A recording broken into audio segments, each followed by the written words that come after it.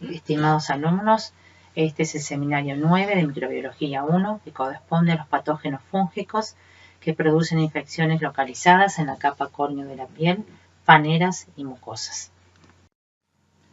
Los objetivos de este seminario son conocer los agentes etiológicos causantes de micosis superficiales, cuáles son los factores de patogenicidad más importantes de estos hongos causantes de micosis superficiales y cuáles son los mecanismos de defensa que se ponen en juego en el huésped y relacionarlos con las manifestaciones clínicas y la epidemiología a fin de establecer las medidas tendientes a prevención de estas micosis.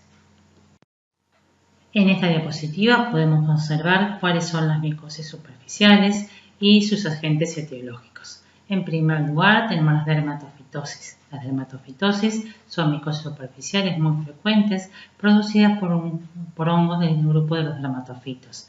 En los últimos años, este grupo ha sufrido numerosos reordenamientos taxonómicos que han incluido un mayor número de géneros. Sin embargo, los géneros que con mayor frecuencia producen patología en los seres humanos siguen siendo los géneros Trichophyton, Microsporum y Epidermophyton. Otra micosis muy frecuente es la pityriasis versicolor, que es producida por levaduras del género Malassezia. Candidiasis, que es producida por levaduras del género Candida. Y otras micosis menos frecuentes son la piedra blanca, que son producidas por hongos del género Trichosporum, la tinea nigra, que es producida por un hongo negro, que es Ortae werneckii, la piedra negra, que es producida también por un hongo pigmentado, que es Piedrahia ortae, y hay otras dermatomicosis, mucho menos prevalentes, que son producidas por algunos hongos que habitualmente se comportan como contaminantes ambientales, pero que en algunas ocasiones pueden llegar a producir alguna dermatomicosis, como son las especies de Acremonium, Scopulariopsis, Fusarium, etc. Entonces, las micosis superficiales a las que nos vamos a referir en este seminario son las dermatofitosis, la pityriasis versicolor y las candidiasis. Acá en esta diapositiva les mostramos en la parte inferior algunas lesiones menos frecuentes como pueden ser la piedra blanca y la piedra negra. Como pueden observar, las piedras son afecciones de la porción extrafolicular del pelo. Si este es el tallo del pelo, se puede observar que alrededor del mismo se forma como un manguito en el que corresponde a un desarrollo de hongos. En el caso de la piedra blanca, esto es un hongo hialino, como son el género Trichosporum, y en el caso de la piedra negra, esto es producido por un hongo pigmentado, como es la Piedrahia ortae. Estas afecciones no comprometen el folículo piloso y se observan a simple vista como pequeños nodulitos a lo largo del tallo del pelo. En la parte derecha de la diapositiva podemos observar un caso de tinea nigra. La tinea nigra es producida por un hongo pigmentado, por lo cual se puede observar como lesiones poco inflamatorias o nada inflamatorias que se observan como manchas de color pardo tanto en la palma de la mano como en la planta del pie.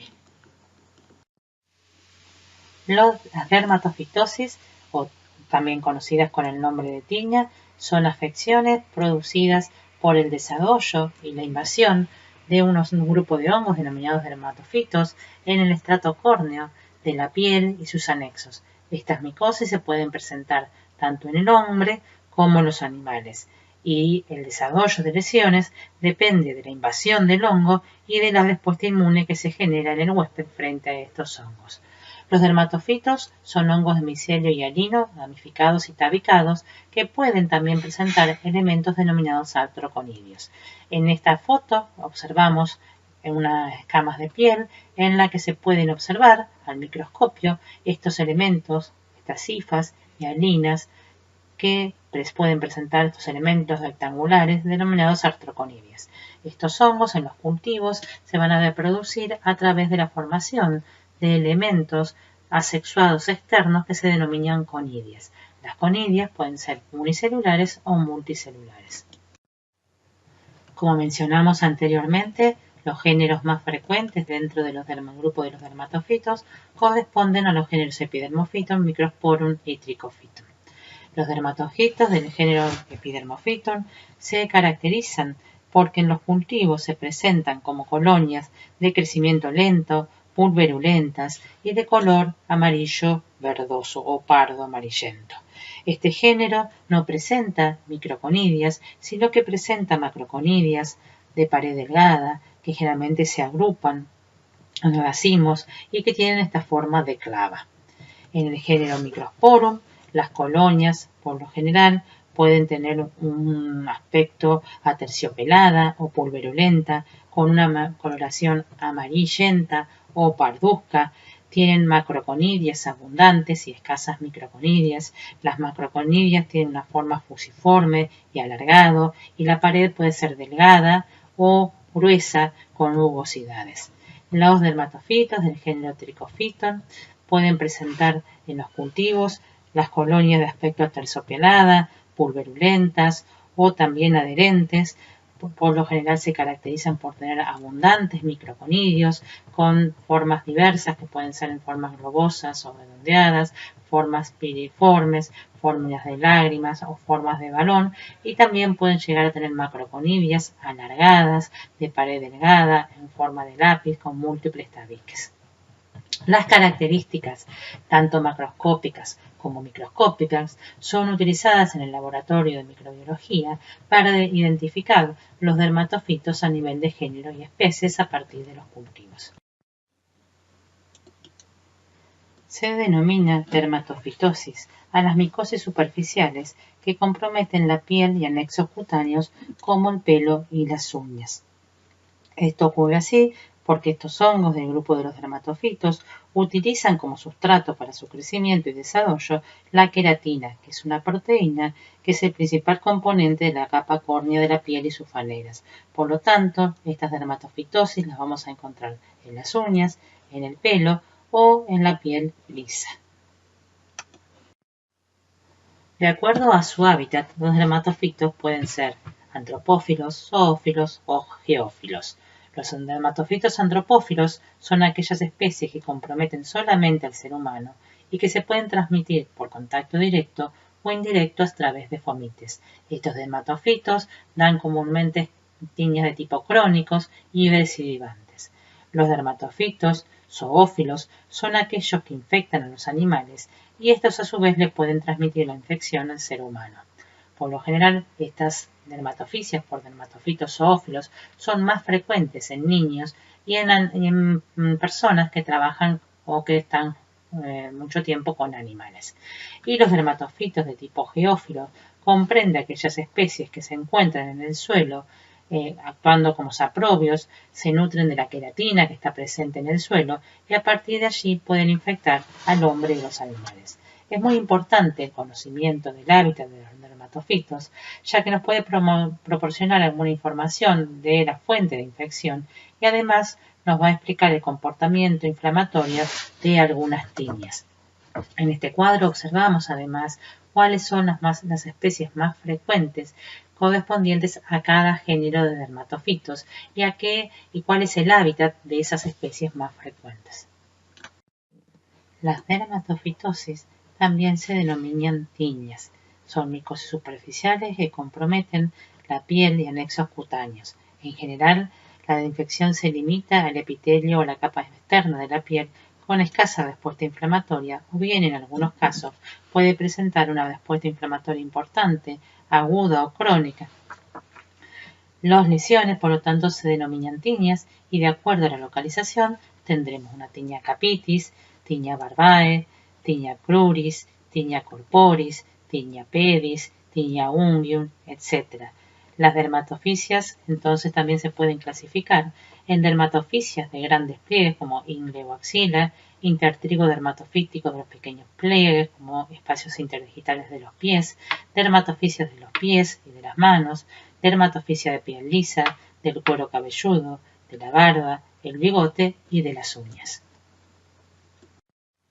Respecto de la epidemiología de la dermatofitosis, un factor que hay que tener en cuenta es la edad de los pacientes. Por un lado, hay determinados tipos de lesiones como las microporias, que son mucho más frecuentes en niños pequeños hasta la adolescencia, y esto es porque al llegar a la adolescencia el sebo cutáneo contiene ácidos grasos de 8 a 12 átomos de carbono que inhiben el crecimiento de los dermatofitos del grupo de los microsporum. Por otro lado, las tiñas de las uñas son mucho más frecuentes en los pacientes añosos o adultos. Esto se debe a que la velocidad de crecimiento de la uña es mucho más lenta y además estos pacientes presentan mayor cantidad de microtraumatismos que favorecen la instauración de los hongos en las uñas. En cambio, los intertrigo tricofíticos se pueden presentar tanto en adultos como en adolescentes, donde es más frecuente observar estas lesiones correspondientes a tiña pedis. Desde el punto de vista epidemiológico, también es importante tener en cuenta las actividades que desarrollan las personas. Por ejemplo, aquellas personas que son deportistas o nadadores o los soldados que realizan marchas prolongadas tienen probablemente los pies húmedos por mayor cantidad de tiempo, usan zapatos cerrados y eso predispone a determinadas micosis en los pies. Los veterinarios o las personas que trabajan con ganado también tienen mayor predisposición a adquirir micosis de origen animal. Para el desarrollo, por lo tanto, de una de estas dermatofitosis, debemos tener en cuenta distintos factores. Por un lado, depende de los factores predisponentes del huésped, que permiten que se instaure la infección. Por otro, también depende de los factores propios del agente etiológico, como son sus productos metabólicos y las características de virulencia de la especie. Y también es fundamental el medio ambiente, donde podemos encontrar a estos agentes. Por ejemplo, la presencia de los dermatofitos puede darse en los pisos húmedos, en las alfombras o los calzados, que también van a jugar un rol en la patogenia de estas enfermedades. Como mencionamos entonces, las dermatofitosis pueden tener distintas fuentes de infección. Por un lado, puede ser una fuente de infección interhumana por el contacto directo con otra persona infectada. Una fuente de infección pueden ser los animales, ya sea que presenten lesiones o que actúen solamente como portadores. Los fomites también pueden ser una fuente de infección, toallas, el sillón, una alfombra, y también el medio ambiente, es decir, que hay algunos hongos que están en el suelo y a partir de allí podemos adquirir la infección. Si tenemos en cuenta el huésped, este puede tener algunos factores predisponentes que favorezcan la presentación de las dermatofitosis. Como ya mencionamos, una de esas causas predisponentes puede ser la edad. Las onicomicosis, por ejemplo, son mucho más frecuentes en pacientes añosos que en niños o en personas muy jóvenes. También la sudoración excesiva o el uso de calzado cerrado son causas que favorecen la humedad, los microtraumatismos y las alteraciones en el estrato córneo y favorecen que los dermatofitos comiencen a crecer sobre el mismo. La práctica deportiva, esto también conlleva a sudoración excesiva, el uso de calzados de materiales plásticos o zapatillas que permiten poco aireación, eso también favorece la instauración de las dermatofitosis.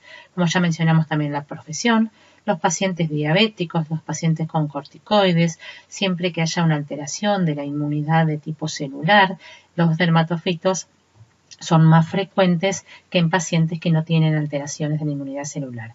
Y existe una cierta predisposición familiar a la onicomicosis por Trichophyton rubrum. Entonces, teniendo en cuenta lo que mencionamos anteriormente, los factores predisponentes pueden ser locales o sistémicos. Dentro de los locales son todos aquellos que alteren el microambiente, como la sudoración excesiva, el uso de calzado cerrado, la práctica deportiva, que puede producir microtraumatismos en las uñas o en la piel, también la profesión, ya sea por contacto directo con animales, o factores predisponentes a nivel sistémico. Recordemos que es muy importante aquellos que produzcan una alteración de la respuesta inmune celular. En todos estos casos va a haber una alteración de la barrera cutáneo-mucosa, que favorezca la instauración de una dermatofitosis. Vamos a ver ahora entonces cuáles son los componentes de la inmunidad innata de importancia frente a los dermatofitos. Por un lado tenemos la barrera epitelial. La barrera epitelial es el órgano más expuesto y de mayor superficie. Actúa principalmente como barrera, pero también es importante para controlar la temperatura y la humedad a nivel de la piel. En la piel, el estrato córneo superficial contiene una proteína que se denomina queratina. La queratina es una proteína difícil de digerir por parte de los microorganismos y además actúa repeliendo el agua. También es importante un efecto mecánico la velocidad del cambio del estrato córneo. También hay que tener en cuenta que en la piel se encuentran otros microorganismos que forman parte de la microbiota normal, que van a competir con los dermatofitos por su unión a receptores en las células del estrato córneo. También tenemos que tener en cuenta la presencia de algunas sustancias como ácidos grasos que pueden inhibir el desarrollo de dermatofitos, de algunos tipos de dermatofitos sobre el estrato córneo. Por lo tanto, todos estos factores ayudan a prevenir la colonización por algunos patógenos. Cuando existe alguna alteración, la piel puede constituirse como un sitio para el desarrollo de los dermatofitos. Por ejemplo, cuando hay incremento de la humedad o la disponibilidad de agua a nivel de la piel, cuando hay alguna alteración de alguna barrera cutánea o cuando están disminuidas las defensas de tipo celulares, eso favorece la instauración de los dermatofitos. Hay que tener en cuenta que los queratinocitos, que son las células que componen el estrato córneo superficial, pueden reconocer a componentes estructurales de los dermatofitos y iniciar una respuesta innata a través de la liberación de citoquinas proinflamatorias, de leucotrienos, y eso generar una respuesta inflamatoria a nivel local. Por otra parte, las células del Langerhans de la piel van a ser capaces de tomar esos elementos, componentes estructurales de los dermatofitos y llevarlos hacia los ganglios regionales para iniciar de esta forma la respuesta inmune adaptativa frente a los mismos. Los dermatofitos entonces se van a adquirir por contacto directo del hombre con otra persona o con un animal infectado o del suelo o a través de fomites. Eso constituiría la entrada del dermatofito. Por lo general, los elementos del dermatofito que van a ser capaces de producir la infección son los artroconidios. Estos artroconidios en su pared contienen carbohidratos que van a ser los que se van a adherir a los queratinocitos, compitiendo con la microbiota normal por los receptores específicos. Una vez que los dermatofitos, entonces los queratinocitos, se han adherido, este elemento comienza a germinar para penetrar en el estrato córneo. Puede ser que la descamación de la piel pueda eliminar a ese elemento y por lo tanto no se establezca la infección. Una vez que el dermatofito en cambio se ha establecido, comienza a adherirse, se ha adherido, comienza a crecer en el estrato córneo y va liberando enzimas. De estas enzimas, las más importantes son las queratinasas, que facilitan la penetración en el estrato córneo. La estructura molecular de la queratina es diferente dentro de distintos grupos, por ejemplo, de los animales y en el hombre. Las distintas especies de dermatofitos poseen queratinasas que son específicas para su huésped habitual. Las queratinasas, por ejemplo, de tipo de dermatofitos de especies zoofílicas, inducen una respuesta inflamatoria muy marcada en el hombre, con una evolución corta y, por lo general, tienden a tener autoresolución. Mientras que las queratinasas de especies antropofílicas en el hombre provocan una respuesta inflamatoria escasa, pero de tipo crónico.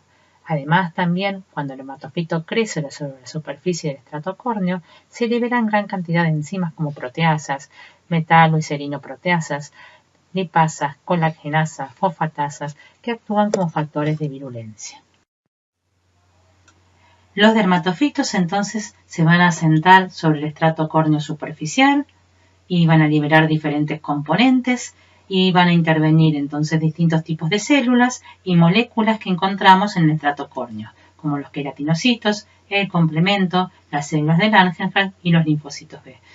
Vamos a ver que los linfocitos B, si bien producen anticuerpos frente a estos dermatofitos que se asientan en el estrato córneo, la respuesta de tipo humoral no es significativa en la protección frente a este tipo de infecciones. Si bien los pacientes se les puede evaluar que tienen una respuesta de tipo humoral, no es significativa y no es la respuesta protectora en este tipo de infecciones por dermatofitos. Lo más importante es la generación de una respuesta inflamatoria, una respuesta de tipo Th1.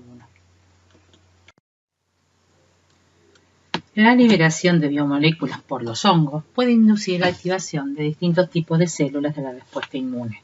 Por ejemplo, los linfocitos T citotóxicos, las células de Langerhans y los mismos queratinocitos.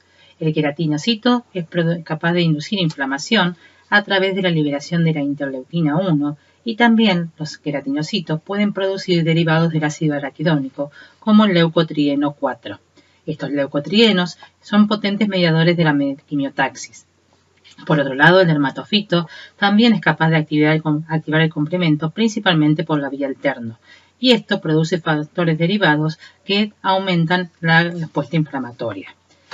El contacto de los hongos que se localizan en la capa córnea de la piel con los neutrófilos y linfocitos no es frecuente y solo ocurre en la dermis. Sin embargo, cuando los dermatofitos liberan moléculas, puede inducir la activación de las células de Langerhans, los linfocitos T citotóxicos y las células del endotelio vascular, y de los mismos queratinocitos, quienes por medio de la liberación de diferentes citoquinas estimulan la activación de las células de Langerhans para que se produzca la presentación antigénica a los linfocitos T.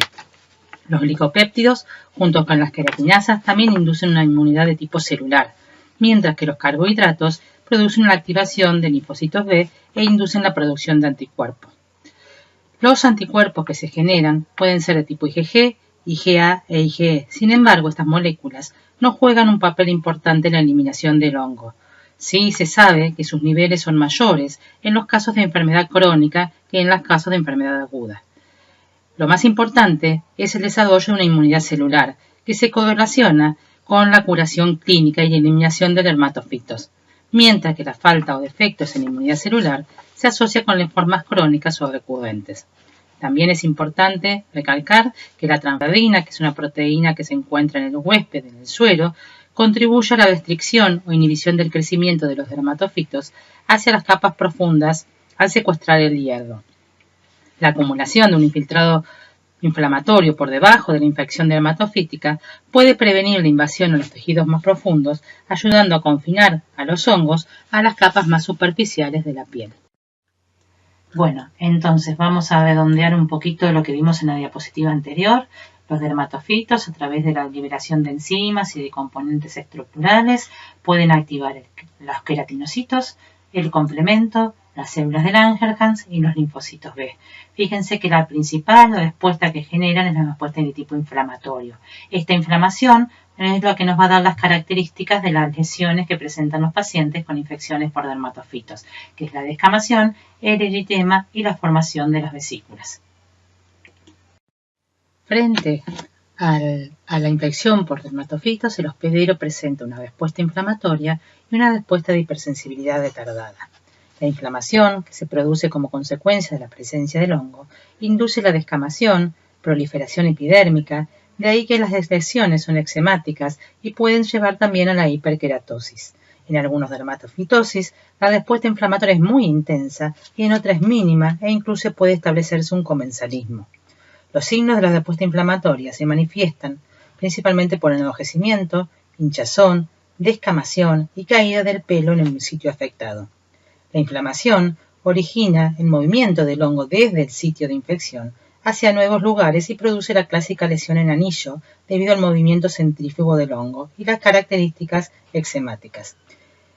Así, el crecimiento del hongo y la respuesta inflamatoria del proceso infeccioso son responsables de esas lesiones características circulares. Como consecuencia entonces del daño tisular, es una combinación de la acción de enzimas de los dermatofitos y de los mecanismos defensivos que se activan durante la inflamación y la hipersensibilidad. En esta diapositiva podemos observar algunos ejemplos de tiñas de piel lisa. En el caso de la tiña cruris, es una dermatoficia de los grandes pliegues, es una afectación del adulto y por lo general se observa en el sexo masculino. Puede afectar a una o ambas regiones inguinales, puede extenderse hacia la región perigenital, al interglúteo y a los muslos. Por lo general la lesión comienza como una mancha eritematosa que se extiende hacia el exterior y se van confluyendo entre sí, dando una placa grande de bordes netos. Los bordes por lo general presentan microvesículas y la zona central con el tiempo tiende a dar una pigmentación parda. Los agentes más frecuentes son el Trichophyton rubrum y el Epidermophyton flocosum. Por otro lado, acá tenemos unos ejemplos de tiña corporis. En este caso son producidas en chicos por Microsporum canis. La tiña corporis es una dermatoficia de la piel lisa. Generalmente se asienta en una porción cutánea no pilosa y se localiza en extremidades, tronco, abdomen, cuello, cara. Se caracteriza por presentar placas eritematosas, escamosas, de bordes redondeados, netas, que pueden confluir y dar lesiones policíclicas con bordes con microvesículas. Las lesiones se extienden en forma centrífuga y tienden a la curación central. En la microsporia producida por Microsporum canis puede observarse la presencia de placas circulares en la que pueden coexistir con lesiones en el cuero cabelludo, como en el adulto, como única manifestación.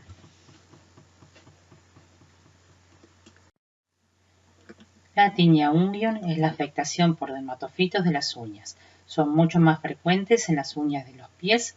Los dermatofitos pueden afectar una sola uña o varias, siendo la más frecuente la uña del hallux. En algunos casos puede afectarse la totalidad de las mismas. El ataque por lo general comienza con el borde libre, que es el extremo distal de la uña, y se expande lentamente hacia la región proximal o también denominado lúnula, y puede afectar una parte o la totalidad de la uña. La uña se observa como engrosada, esto se denomina paquioniquia, opaca, amarillenta, tiene hiperkeratosis subungueal y esto produce la separación de la uña del lecho ungueal, se denomina onicolisis. Esta forma es la que es más frecuente y es la que se denomina onicomicosis distal subungueal. Por lo general no se observa lo que denominamos perionixis, que es inflamación del reborde de la uña. Cuando la perionixis se presenta, hay que pensar que por lo general es producido por levaduras del género Cándida.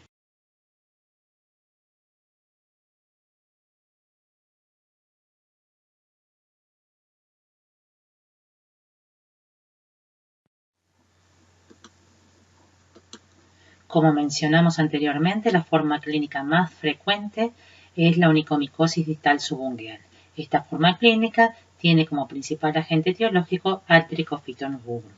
Otra forma clínica de lesiones en las uñas es la que denominamos onicomicosis blanca superficial, donde se pueden observar manchas blancas sobre la superficie de la uña. Por lo general puede ser producida por Trichophyton rubrum o Trichophyton interdigitales. En pacientes que presentan déficit de la inmunidad mediada por células, como pacientes trasplantados o pacientes HIV, se puede observar una forma que denominamos onicomicosis proximal profunda, donde no está afectada la cara externa de la uña y hay una leuconiquia proximal profunda.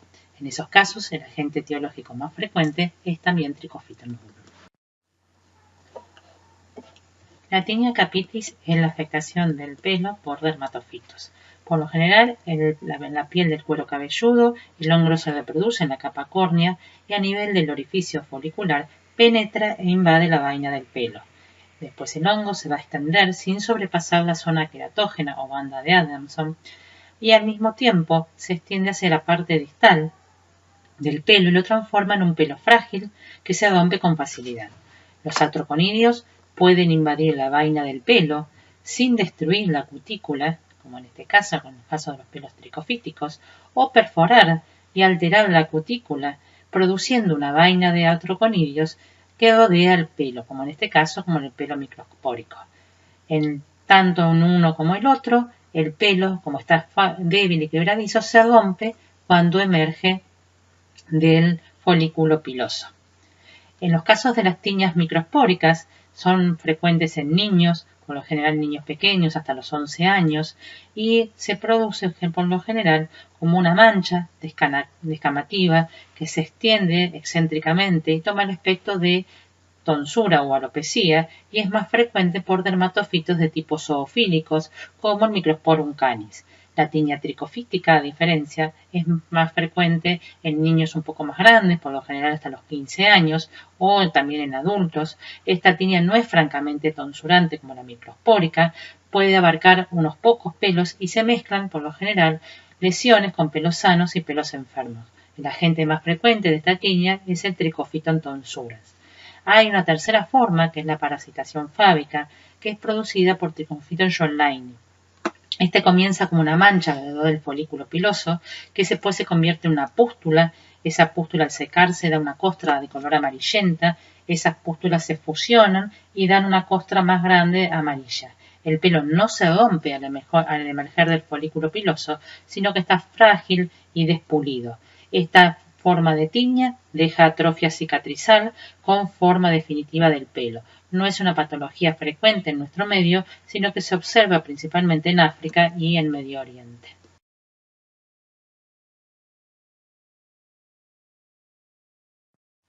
El Querion de Celso se presenta como una placa única, frecuentemente bien circunscripta, que es blanda cuando se la toca y al presionarla supura pus por folículos pilosos. Se acompaña por lo general de adenopatías occipitales y por lo general no hay afectación del estado general del paciente.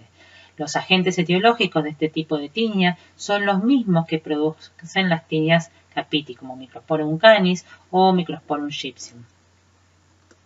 Las dermatofitides o iris son lesiones deshabitadas a distancias. Es un proceso agudo que por lo general se caracteriza por una erupción vesicular que se desarrolla en una región anatómica distante del sitio donde en realidad se encuentra el dermatofito. Se produce una reacción de hipersensibilidad frente a los antígenos circulantes del hongo. Estas iris por lo general son simétricas, son deshabitadas, es decir, que no vamos a encontrar al dermatofito si uno toma una muestra de las lesiones. Por lo general son diferentes clínicamente del foco y cuando uno cura el foco original, se curan las dermatofitides. En pacientes con alteraciones de la inmunidad mediada por celos, como trasplantados, pacientes HIV, las lesiones por lo general son mucho más extensas y pueden comprometer múltiples sitios anatómicos. En casos excepcionales, los dermatofitos también pueden producir lesiones subcutáneas, como en este caso que vemos acá, que son lesiones de tipo granulomatosas y muchas veces pueden ser semejantes a micetomas.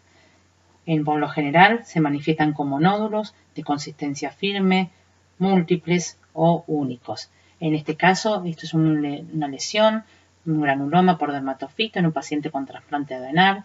Esta es la lesión y en la histopatología, en la hematoxilina, podemos ver las hifas cortadas a través, lo mismo que en el caso del Grocod. Es decir, que hay una lesión subcutánea por dermatofitos. Esto que presentamos en estas dos diapositivas es una dermatoficia diseminada en un paciente diabético. Fíjense que tiene comprometido el mismo paciente el pliegue inguinal, las uñas y la planta de los pies y también algunas lesiones en piel líquida. Como comentamos en la diapositiva anterior, en los pacientes inmunosuprimidos, las dermatofisias son mucho más extensas. Por ejemplo, en este caso, la región del pliegue inguinal se extiende hacia la parte posterior de los glúteos. Las lesiones tienen estos bordes policíclicos con microvesículas y la respuesta inflamatoria y descamación. La candidiasis incluye un espectro importante de enfermedades que pueden presentarse con compromiso cutáneo, mucoso o sistémico y que son causadas por distintas especies del género Cándida.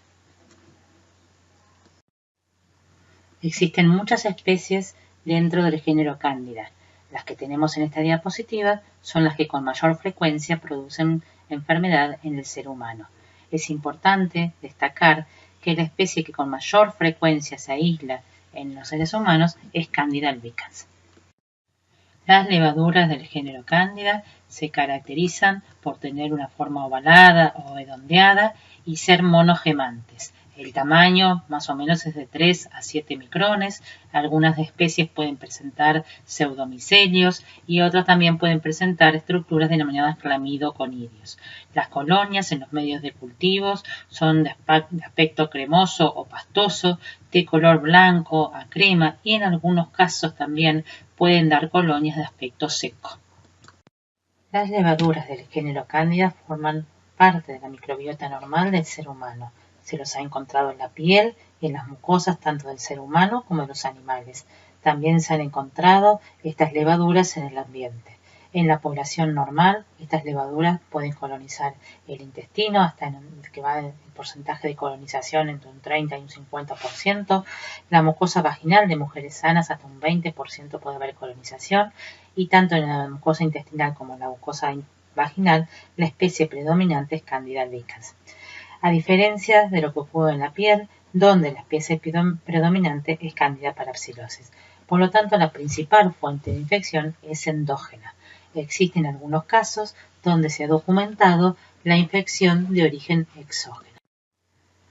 Las levaduras del género Cándida, como mencionamos, habitualmente se comportan como comensales en el ser humano.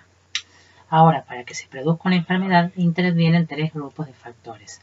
Por un lado, los factores propios de la levadura, por otro lado, los factores del medio ambiente y también alguna alteración en los mecanismos inmunes del huésped que favorecen que esa levadura que está como comensal pase a ser parásita. Para que se produzca una candidiasis a nivel de la piel, deben existir, por lo tanto, algunos factores predisponentes. Los factores predisponentes a nivel de la piel pueden ser locales o generales. Dentro de los factores locales son muy importantes el incremento de la humedad corporal, del calor, el goce, la oclusión. Muchas de estas características se producen en aquellas personas que están postradas o que tienen incontinencia o una higiene inadecuada. Dentro de los factores generales son importantes aquellos que llevan a una alteración de la inmunidad celular. Por ejemplo, en pacientes con uso de inmunosupresores, inmunodeficientes, pacientes diabéticos, también los pacientes obesos y el uso prolongado de antibióticos y corticoides. También existen factores predisponentes para el desarrollo de las candidiasis a nivel de mucosas. Dentro de ellos vamos a tener distintos factores predisponentes según la localización. En los casos de las candidiasis orales, los factores más importantes son el uso de prótesis dentales, prótesis plásticas, el uso de fármacos, la higiene inadecuada y también el déficit de la inmunidad celular. Para el desarrollo de una vulvovaginitis, generalmente se produce en mujeres en edad fértil. Puede ser también que tengan alguna alteración de la respuesta adaptativa celular, alteraciones hormonales o también el uso prolongado de antibióticos. Y en los hombres, la balanopostitis se va a desarrollar en pacientes diabéticos, en pacientes con tratamientos prolongados por corticoides y también en pacientes con tratamientos antibióticos. Dentro de los factores microbianos que favorecen la producción de lesiones, encontramos los siguientes factores de virulencia. Por un lado, la morfogénesis. Esto es la capacidad que tiene la cándida para desarrollar distintas formas fenotípicas, como pasar de levadura a pseudohifa o a hifa. Esta capacidad que tiene cándida de pasar o de cambiar su morfología se ve estimulada a 37 grados centígrados y a un pH mayor de 5,5. Algunos estudios demuestran que aquellas cepas que no pueden realizar la morfogénesis son menos virulentas. El desarrollo de pseudoepitelios le permite, por otro lado, al hongo producir biofilms o biopelículas e invadir los tejidos. Por otro lado, la forma de hifa tiene un tamaño importante, por lo cual es más difícil de fagocitar. Y se ha visto que cuando la morfogénesis ocurre dentro del fagolisosoma, la forma de hifa puede llegar a destruir a la célula fagocítica. El segundo factor de virulencia de cándida puede ser la capacidad de adherirse. Las especies de cándida se pueden adherir tanto a epitelios, a prótesis plásticos o a otros dispositivos como catéteres o prótesis vasculares. Esta adhesión se produce por mecanismos específicos relacionados con la presencia de determinadas adhesinas y también con las diferentes cargas electrostáticas. Otro factor de virulencia son la producción de enzimas. Existen diferentes tipos de enzimas, de los cuales las más importantes son las proteinasas secretadas por cándida. Dentro de estas proteinasas, las más importantes son el grupo de las aspartilproteinasas, que tienen actividad proteolítica, forman parte de una familia en que se encuentran al menos 10 miembros diferentes de estas enzimas. Estas enzimas, si bien se estudiaron principalmente en Candida albicans, también se han visto que se encuentran en Candida tropicalis, Candida parapsilosis y Candida dubliniensis. Las enzimas pueden degradar numerosos sustratos como el estrato córneo, lamininas, colágeno, fibronectina, mucinas, inclusive algunos anticuerpos como la IgA. Asimismo, estas proteinasas pueden activar citoquinas proinflamatorias. Estas proteinasas de cándida tienen un pH óptimo al cual actúan. Por ejemplo, las proteinasas 1, 2 y 3 presentan mayor actividad a pH bajos, mientras que las proteinasas 4, 5 y 6 lo hacen a pH más altos. Esto le da la capacidad a la cándida de actuar en un rango amplio de pH que va entre los 2 y el pH 7. Esto facilita, por lo tanto, la infección no solo de la mucosa oral a pH neutro, sino también de la mucosa vaginal a pH ácido. También otro grupo importante de enzimas son las fosfolipasas. Estas actúan sobre los fosfolípidos de las membranas celulares. La actividad de estas fosfolipasas está relacionada con la adhesión a las células epiteliales y a la invasión del epitelio oral. Y por último, otro factor importante es la producción de biofilms. Se ha estudiado, si bien mayor de importancia en Candida albicans, pero también se ha visto que Candida parapsilosis puede producir biopelículas o biofilms sobre distintos dispositivos plásticos como prótesis bucales, prótesis vasculares, implantes dentales y demás. Dentro del biofilm, la levadura se presenta como una masa densa de levaduras, también hay pseudohifas, hifas y están embebidas en una matriz extracelular. Esto hace que los antifúngicos, por ejemplo, no puedan alcanzar a los elementos levaduriformes y por lo tanto las levaduras que están formando parte del dioxin no pueden ser eliminadas por la actividad de los antifúngicos. En la diapositiva anterior comentamos cuáles son los factores de virulencia que presentan las levaduras del género Candida para producir lesiones a nivel de las mucosas. En esta diapositiva vamos a comentar cuáles son los componentes de la inmunidad innata que intervienen en la protección a nivel de las mucosas. Las mucosas pueden actuar principalmente permitiendo la entrada de patógenos y favorecer la producción de infecciones locales. En la cavidad oral, el flujo continuo de saliva protege la misma, impidiendo la fijación de las levaduras, las cuales son removidas por el flujo de saliva. A nivel de las mucosas encontramos la capa de mucina.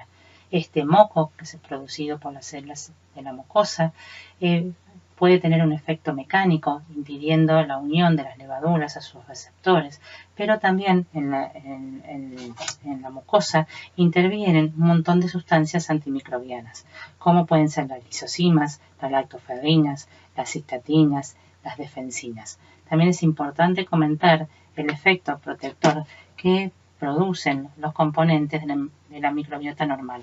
Ellos compiten con las bacterias patógenas por los nichos ecológicos. También tenemos las células epiteliales que reconocen a las levaduras a través de los receptores de reconocimiento de patrones.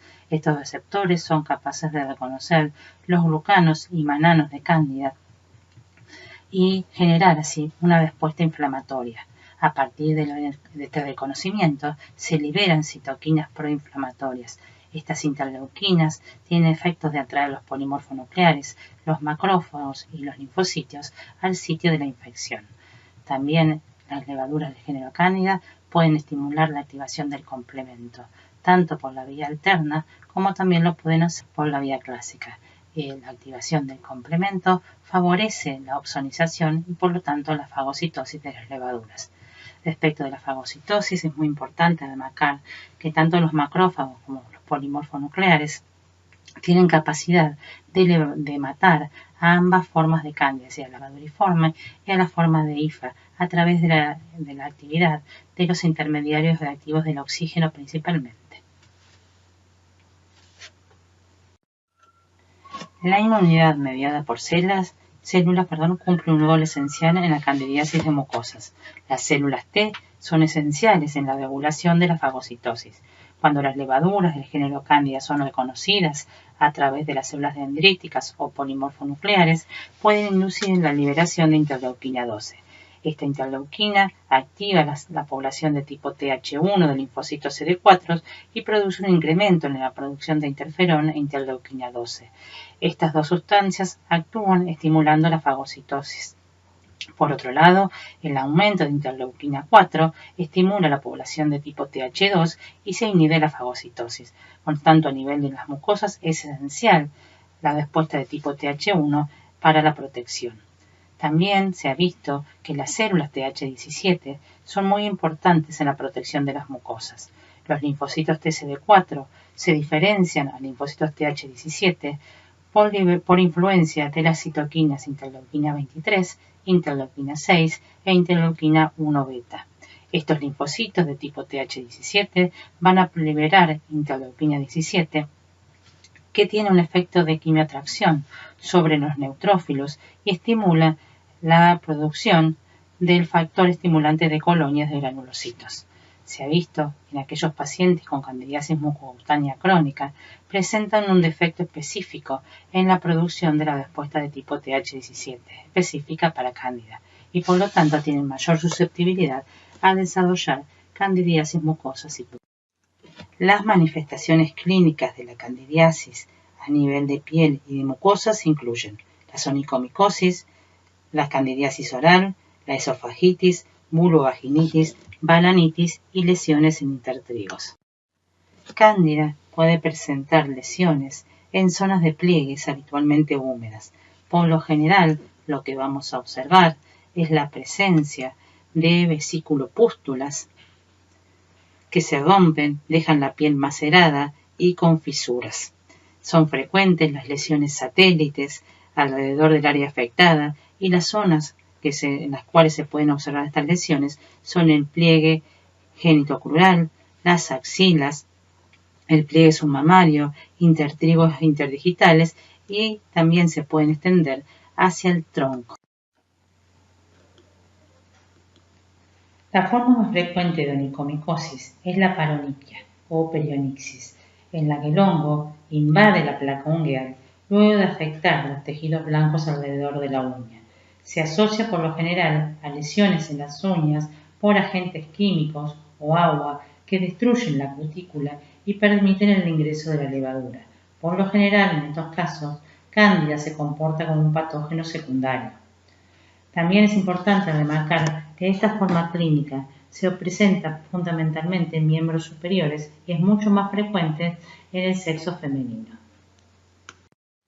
En esta diapositiva podemos observar distintas manifestaciones de las infecciones por cándida a nivel de mucosas. Por un lado tenemos las lesiones orales, en las que cándida se caracteriza por presentar lesiones con formación de pseudomembranas blanquecinas que pueden ocupar la región de la lengua y extenderse hacia la cavidad oral. Hay veces que estas membranas se presentan como en formas de parches. También otra patología muy frecuente es la candidiasis vulvovaginal. Se calcula que aproximadamente el 75% de las mujeres tienen algún episodio de candidiasis vaginal a lo largo de su vida. Generalmente se asocia al uso de tratamientos con antibióticos, embarazos, diabetes o también uso de anticonceptivos orales. Estos factores producen una alteración en el equilibrio de la microbiota normal a nivel de la región vaginal y eso favorece que la cándida prolifere y por lo tanto produzca sus factores de virulencia y produzca el cuadro clínico característico. La lesión se presenta con abundante edema, dolor, ardor y disuria. La especie que con más frecuencia produce este cuadro clínico, en el 80% de los casos aproximadamente, Candida albicans. La forma de balanitis se manifiesta como parches de color blanquecino y vesículas acompañadas de quemazón y prurito en el pene. Es una forma clínica característica en pacientes diabéticos. Por último, vamos a referirnos a la malecesiosis o enfermedades producidas por levaduras del género Malassezia. Si bien las levaduras del género Malassezia se han asociado a muchos cuadros clínicos diferentes, solamente se puede decir que Malassezia es agente productor de pityriasis versicolor, foliculitis por Malassezia y los casos de infección diseminada o fungemia en pacientes con algunas alteraciones de la inmunidad. El género Malassezia incluye actualmente a 14 especies de levaduras que forman parte del hábitat normal de la piel humana y de ciertos animales. Han sido implicadas en diversos procesos patológicos, de los cuales el más frecuente es el cuadro de pityriasis versicolor. En este cuadro clínico, la especie más frecuentemente aislada es Malassezia globosa. Malassezia es capaz de presentarse en forma de levadura y en forma micelial. La forma de levaduriforme es la que se asocia normalmente con la piel normal. La forma de levadura es la que predomina también en los medios de cultivos. Las especies de Malassezia se reproducen por un proceso asexual, por medio de una gemación monopolar. en la cual la célula madre y la célula hija se dividen por un septo y se separan por fisión, dejando una cicatriz a través de la cual las células hijas pueden desarrollarse. La pared del seno de Malassezia es muy gruesa en comparación con otras levaduras y tiene alto contenido lipídico. Es un importante elemento en la adhesión a la superficie de la piel y a los catéteres. La principal característica de las levaduras del género Malassezia es que son obligatoriamente lipofílicas, debido a que tienen un defecto en la capacidad de sintetizar ácidos grasos saturados de 12 a 14 átomos de carbono, lo que se manifiesta en el requerimiento de una fuente exógena de esos ácidos grasos para su desarrollo. La excepción la constituye Malassezia pachydermatis, que no requiere sustancias lipídicas para desarrollarse. Esta especie es la causante de dermatitis y otitis externas en animales, como los perros. Las levaduras del género Malassezia se presentan como parte de la microbiota normal de los animales y del hombre. Tiene una distribución mundial que afecta a ambos sexos y representa aproximadamente el 20% de las micosis superficiales. La prevalencia es elevada en las regiones de clima tropical y cálido. Debido a que estas levaduras son lipofílicas, tienen una amplia distribución en las áreas de la piel donde hay un alto contenido de las glándulas sebáceas. Por lo tanto, se encuentra fundamentalmente en la región del pecho, oídos, espaldas, cara, cuero cabelludo y en personas jóvenes. Si bien estas levaduras forman parte de la microbiota normal del hombre y los animales, existen algunos factores, tanto endógenos como exógenos, que influyen para que puedan volverse patógenos. Algunos de estos factores que colaboran para el desarrollo de la patología en el huésped son la temperatura elevada, la humedad relativamente alta, el estado inmune y también la predisposición genética.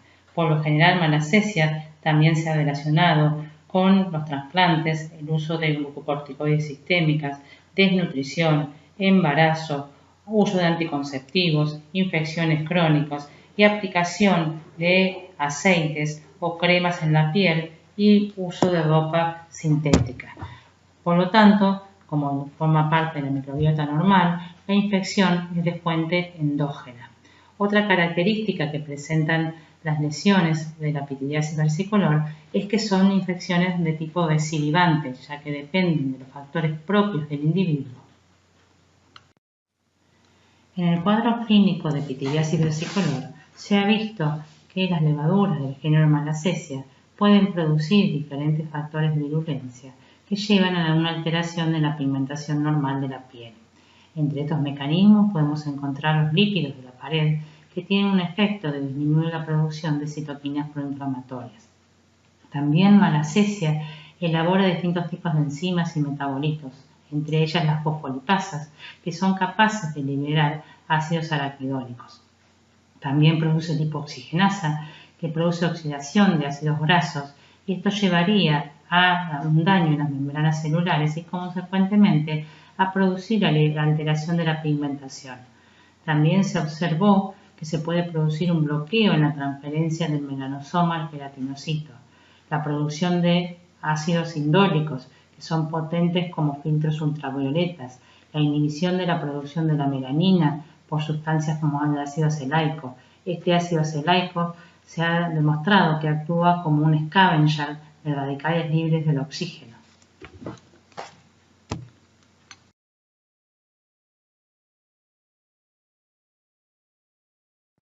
En esta diapositiva podemos observar un cuadro clínico característico de pityriasis versicolor.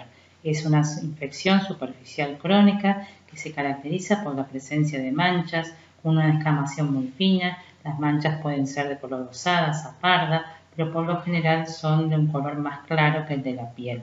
Por lo general esta patología es muy frecuente en jóvenes y adultos jóvenes y los hongos se desarrollan sobre el estrato córneo sin presentar una respuesta inflamatoria intensa.